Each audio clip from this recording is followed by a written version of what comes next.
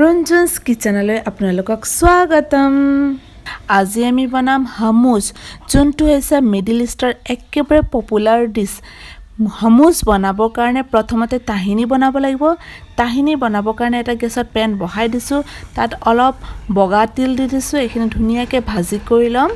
ভাজি হোৱাৰ পিছত এটা মিক্সি জাৰত দি পেলাই এটা ফাইন পাউডাৰ বনাই ল'ম।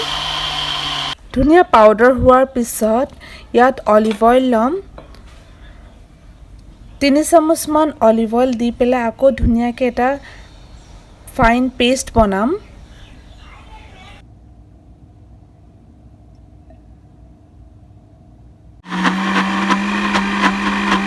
এয়া আমাৰ তাহিনী ৰেডি হৈ গ'ল। এতিয়া কাবুলী বুট লৈছোঁ, বইল কৰি লৈছোঁ। ইয়াৰ বাকলি গোটেইখিনি গুচাই ল'ম।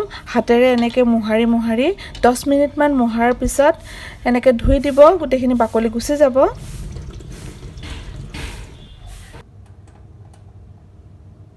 এতিয়া মিক্সিৰ জাৰত এই গোটেই কাবুলী বুটখিনি দি দিম।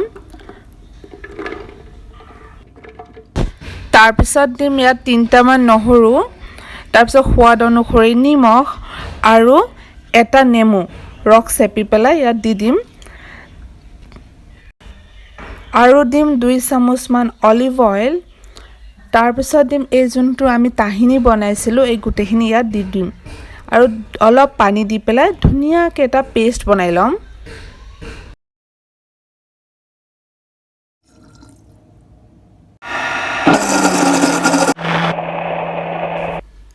এইটো হৈ গৈছে। এতিয়া এটা প্লেটত উলিয়াই ল'ম। ধুনীয়াকৈ প্লেটত উলিয়াই পেলাই চিলি ফ্লেক্স বা চিলি পাউডাৰ চাৰিওপিনে দি দিম অলপকৈ। তাৰপিছত দিম অলিভ অইল আধা চামুচমান, তাৰপিছত ধনিয়া দি আৰু কেইটামান কাবুলী বুট দি গাৰ্নিচিং কৰি দিম। এয়া আমাৰ হামুজ ৰেডি হৈ গ'ল। আশা কৰোঁ ফ্ৰেণ্ডছ আপোনালোকে এই ৰেচিপিটো ভাল পাব। যদি ভাল পায় প্লিজ লাইক কৰিব, কমেণ্ট কৰিব। যদি মোৰ চেনেলত প্ৰথমবাৰ আহিছে প্লিজ ছাবস্ক্ৰাইব কৰিব।